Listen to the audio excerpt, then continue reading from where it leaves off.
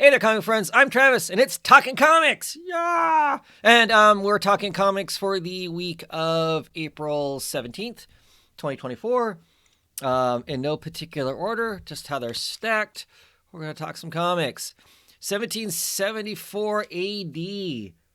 I haven't watched everybody's videos yet, but I didn't see anybody else pick this up. Maybe it's just me. So this is by T.P. Louise and Ashley Wood. It is a collection of they did strips or zines together.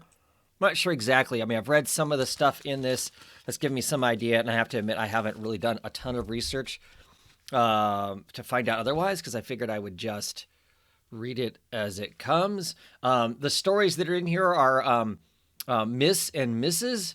and Duo Star Racers.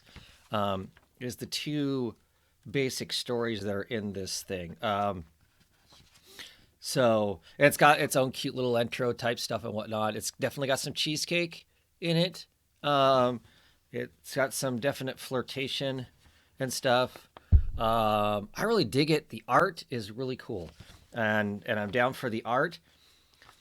The book's got clearly made of some other kind of paper than normal paper. It's got a newsprint feel, but it's thicker than newsprint, and it smells. As much as that might sound weird, I don't have a very good nose, so my nose works. It always freaks me out. So there's clearly some dark pages. There's Duo Star Racers. It has to do with a crew, and they race. It sounds like maybe the races are somewhat illegal. There's some danger involved. And then it shows some people racing.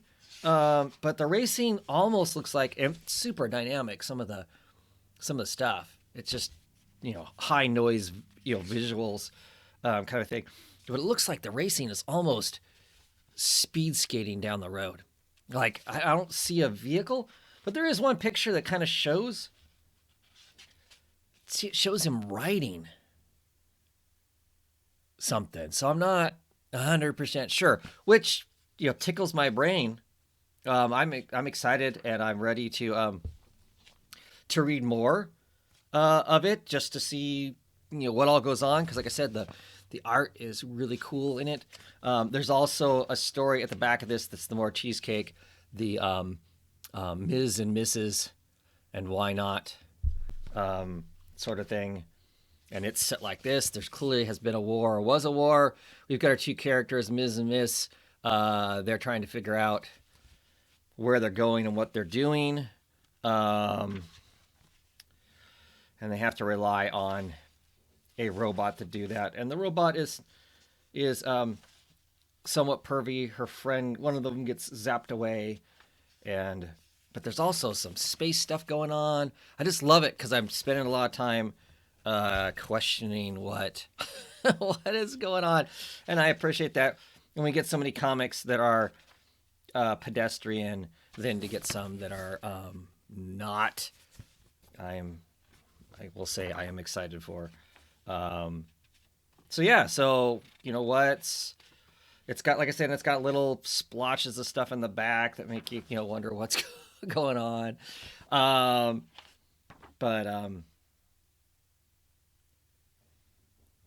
Yeah. In the very back here, it says, founded in 2004, 1774 is the partnership of English writer T.P. Louise and Australian artist Ashley Wood. The two formed 1774 to encapsulate their vast array of original stories, characters, and worlds they created and developed together for comic books, film, television, novels, video games, and collectible toy lines. Is Ashley Wood also like the Ashley Wood who did children's books illustrations? I don't know. I'll have to look that up. That I'm curious about that. My wife, the disembodied voice, she is a avid consumer of children's lit, and I've seen a bunch of her stuff. So I don't know. Let's talk Sandman. Hellblazer. So John Constantine Hellblazer, Dead in America, this issue number 4. Another kind of single issue story. We're in the middle of desperate America. Swamp Thing has kind of been locked down. They're looking for another grain of sand to collect from Sandman's bag of sand, and they're trying to use Swamp Thing to do that. And Swamp Thing has kind of been locked into this plot of land that he is, and they have to figure out how to get him loose. And so we get kind of a one and done story by the end of it. The adventure for the story is over, and it moves the larger picture of this arc, Dead in America, forward. I'm still really enjoying it. I like the characters. There's some tug and pull as to, how much of this is just John being selfish and how much of this is John actually have some level of actual concern for, like, his son, for instance. Love the cover. I mean, that's clearly an homage to The Preacher. And Constantine does fake that he's a pastor at the beginning of this. But yeah, like I said, I'm still thoroughly enjoying it. Love the art by John. Aaron Campbell. I don't want to call him John Campbell. Aaron Campbell, Jody Belair on colors. And there's a good speech in here by the bouncer. I'm drawing a blank on her name. Believe she's Irish or she's Scottish. Boy. Can't remember now. But at any rate, she gives Swamp Thing a what for, because Swamp Thing basically has an opinion of John, and she gives him another kind of, oh yeah, you think you know it all, because Swamp Thing's kind of implying that they should just let man and the earth annihilate itself, because after they're all gone, then the green will once again take over, and the world will be healthy again after man is gone. And she kind of basically says, hey, look, we were a bunch of hunter-gatherers, and then the green convinced us to be agriculturalists. And so we're basically all slaves to the green. We're what produces these giant fields that are out here and whatnot, which is all being a slave to the green. And so, you better check yourself, kind of a thing. And it was really cool. That was a good piece of writing, an interesting way of looking at, the world that maybe Swamp Thing and the Parliament of Trees chooses not to look at it as. So that was cool. Cool book. Still enjoying it quite a bit. Another number 4, Weatherman. This is the 3rd volume. There's Jody Apatow and Nathan Fox. And Dinsinio on colors. This is such a great book. It's so dynamic. Nathan Fox art is just really dynamic in it. This issue, we had the president there. There's a coup against her. Our terrible bomb is about ready to go off. The viral bomb that will just basically annihilate everything. And as it gets spread around, it will continue to, I'm just looking for something that's not terribly spoiler. It will continue to basically consume and kill everything. It just basically mushes you. There's a result of the bomb. Let's see if I can get my character on it. That person's just basically having their organs and their flesh just dissolve away. So yeah, and we still have the moral quandary of our Weatherman. What is Nathan doing? Is he continuing to follow through with this? Is there at some point, is he going to flip the switch again? Our special agent's wondering that too, as she's struggling to try and save him and save everything else, because she feels like she set him up. She did. She threw him to the wolves, not caring, but in reality, she cares. Just excellent stuff. If you haven't been reading it in singles, I would go pick up the trades. The trades are awesome too. I think there's there's probably two more issues of this, and then it'll be out in trade. You can get all 3 trades. Definitely worth the read. Some really, really great stuff all the way around. Next up we have from DC Comics, Wonder Woman issue number 8. King, Sampri, and Moray. Tell you what, that Moray colors, he's going to be on another, he does some good stuff. So the picture is pretty accurate. The cover is, other than the color of the rope. This issue is in Wonder Woman's head a lot, of her battling the suggestions that the Emperor of the United States is planting on Wonder Woman to break her. And it's an enjoyable read. I really dug it. It's kind of her as a 1950s housewife with Steve as her husband, and Steve is kind of an ass. And she is stuck in that stereotypical struggle to get the perfect dinner, have the perfect figure, host the perfect party, all of that stuff. And Steve is perpetually annoyed with the fact that she doesn't quite get it. Of course, that's because she's struggling, fighting it all the way, and she about breaks at one point. She's like, "These are the rules. I know what this rope is. My mother told me what the rules are around this rope, and I'm stuck." And yeah, at one point, a vision of her mother visits her, and it's like kind of like, "Since when have you followed the rules? I mean, I told you couldn't do any of this stuff, and here you are doing all of this stuff." So, it's some good stuff. Some really good stuff out there. Really enjoying Wonder Woman. Tom King book. We're flirting with the way society currently feels, or in my opinion, the way society currently feels, and we're fully on the fringe of that. And I think that that's great, because I think that most current comic books throughout the eras when they were current at the time were constantly always kind of flirting with the edge of what's around them. That's our pop culture, right? It's always exploring what's around us at the time. It's just, is it successful or isn't it successful, or how do you do it? Early on in the book, I was questioning it, because she was going straight up against stuff that, if they solve it in this comic book, it's going to be, I guess, somewhat annoying, because it seems impossible to solve it in our current climate, at least here in America.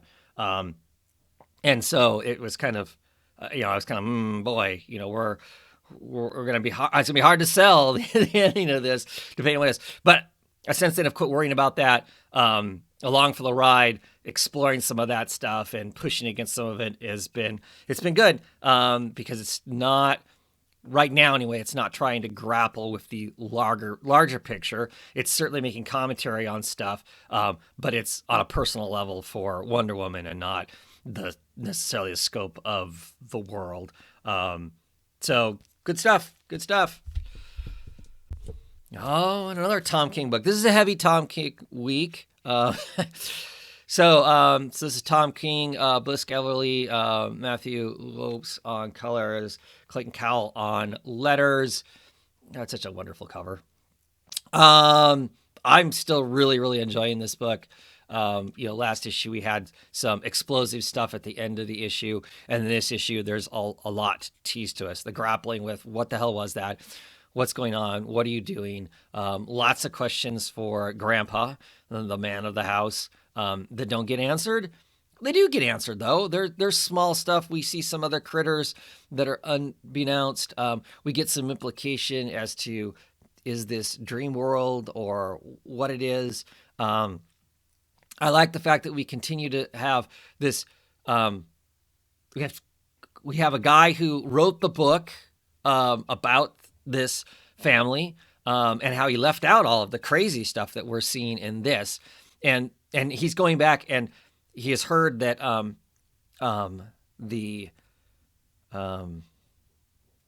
what is she, a nanny?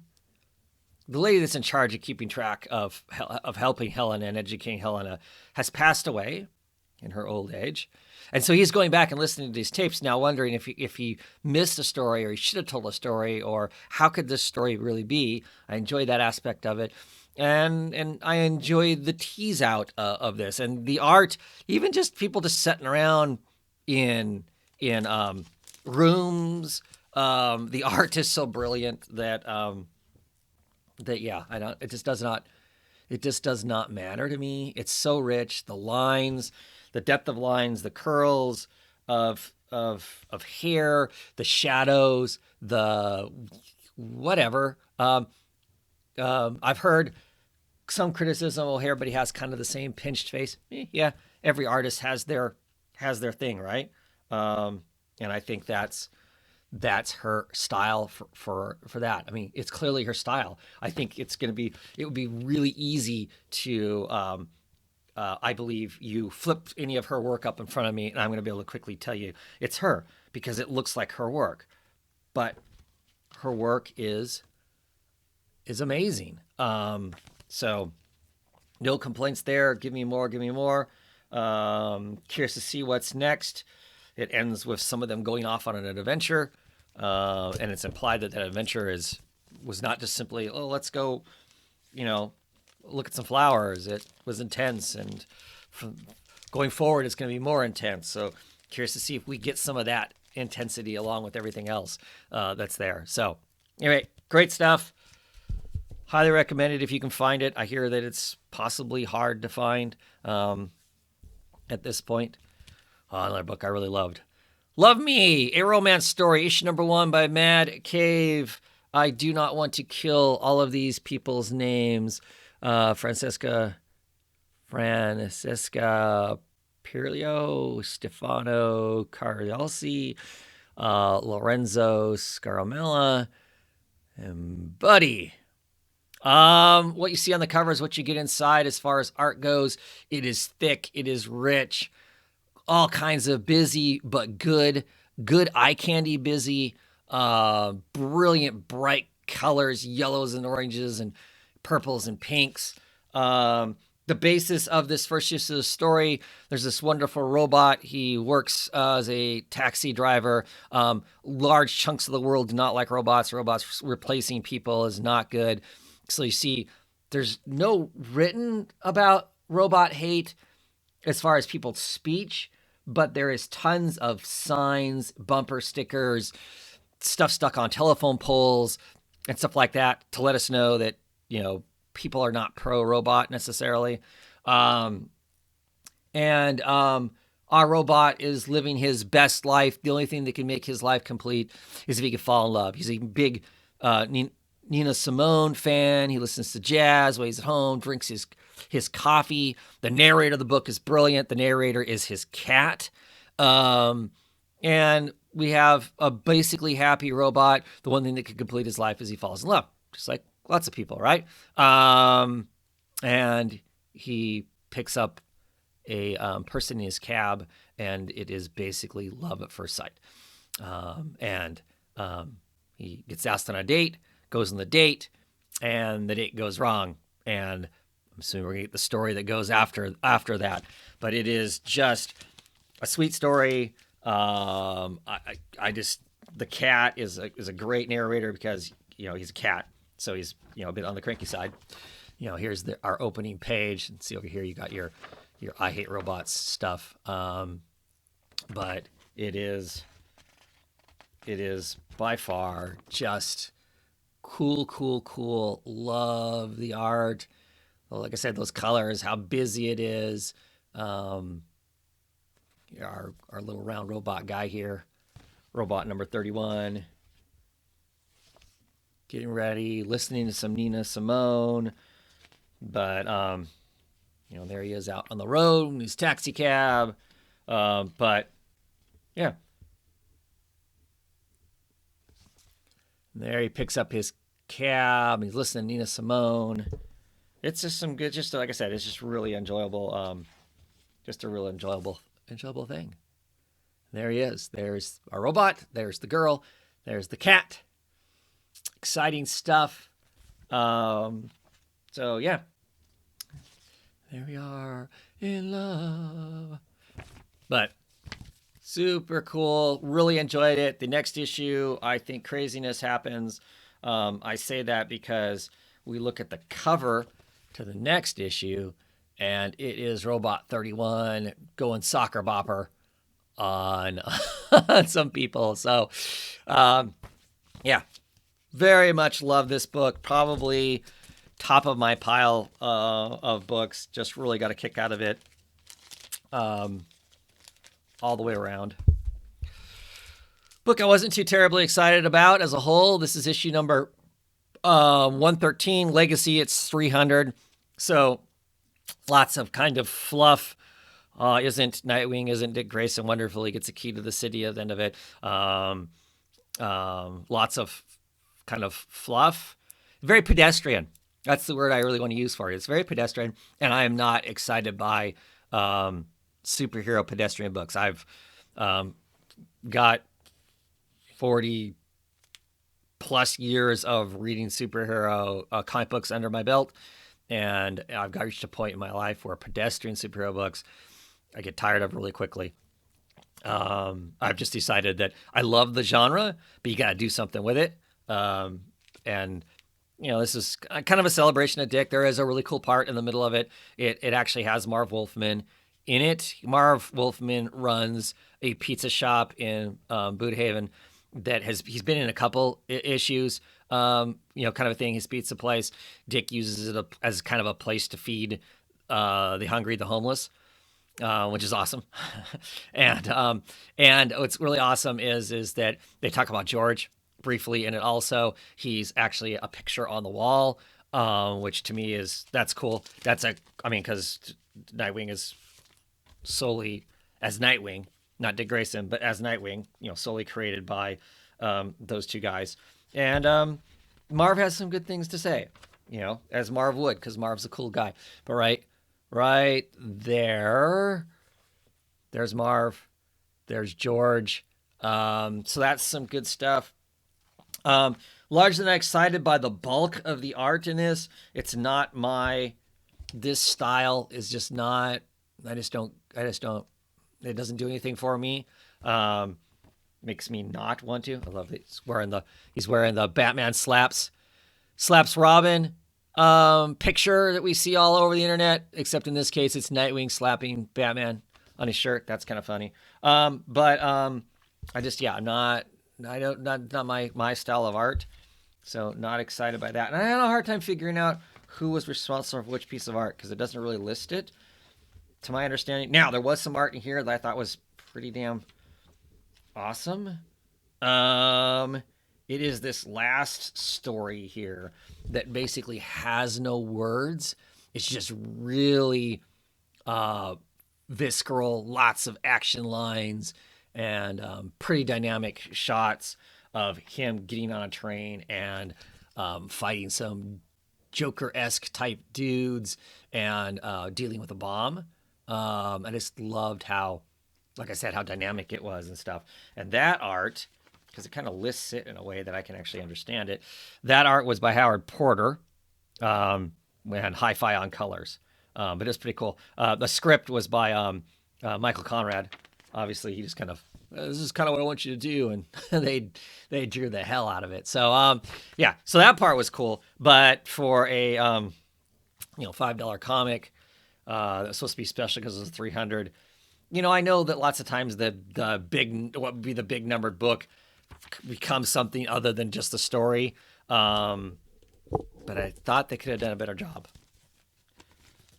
So next issue starts, I think, the last arc of stuff that supposedly that Tom Taylor is doing. I have as a whole liked Tom Taylor's work, so I'm excited for that because that's kind of Nightwing's been living this really super high. He's going to get the gut punch, and we'll see him resolve the gut punch, right? And our last Tom King book of this week, 3 Tom King books. This is Animal Pound, Tom King, Peter Gross, and Tamara Bonavillin on colors.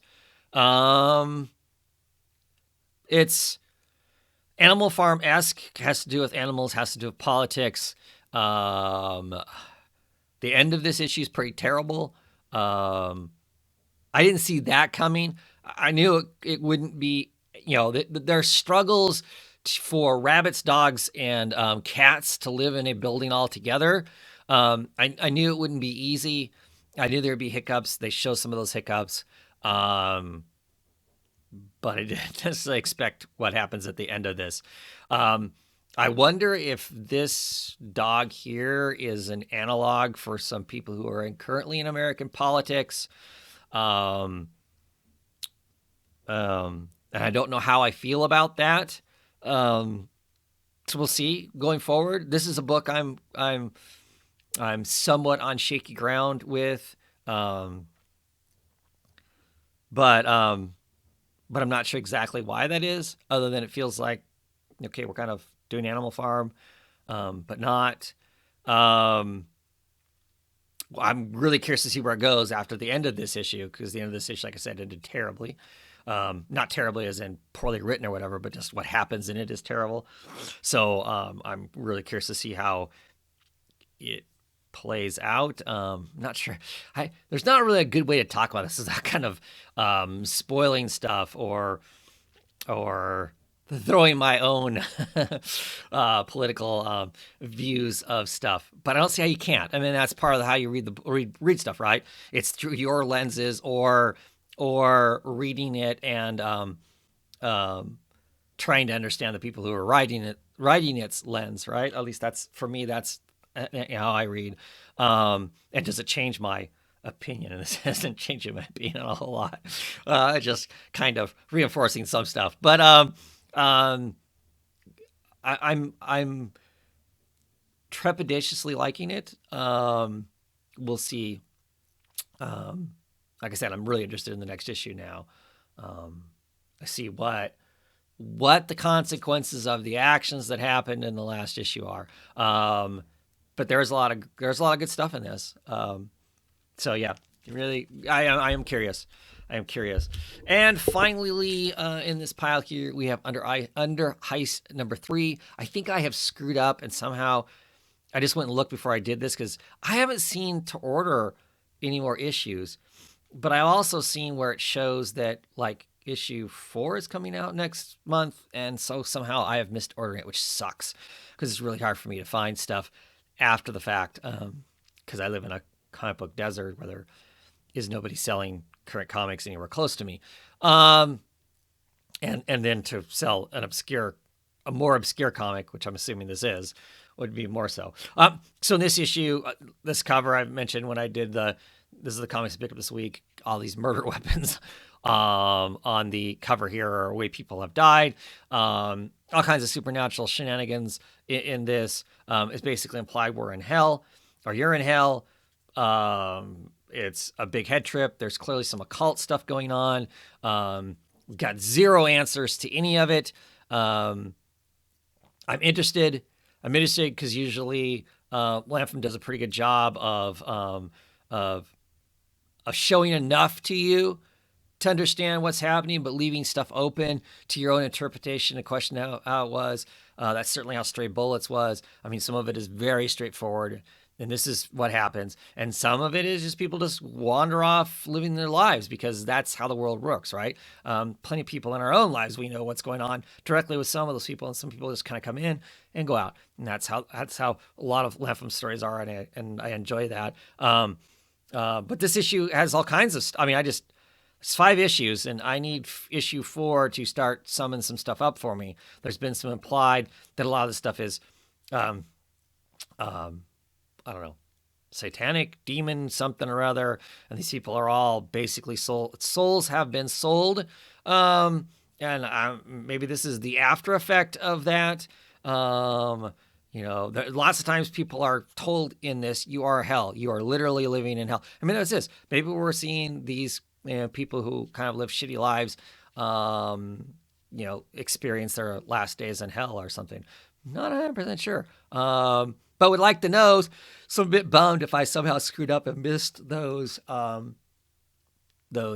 final issues because I just haven't seen them to order them. So, boo! Maybe I just missed them. I thought I was looking for them. They're coming out. I usually, when I'm ordering my comics, I go through companies, order my DC stuff, order my Marvel stuff, order my Image stuff. I get to Boom, and Boom does not have that many titles for that many pages for me to go through all of their stuff, and I wouldn't think I would have missed it, but maybe I did. That's it for this week. I don't know that there'll be anything next week because I will be out of town next week. So if I do, it will be a push to try and get that. Some awesome comics that I've read already. And I'm going to shut this down now and go read some more awesome comics. What'd you think? What'd you get? Did you get any of these books? Am I wrong? Am I right? What do you think?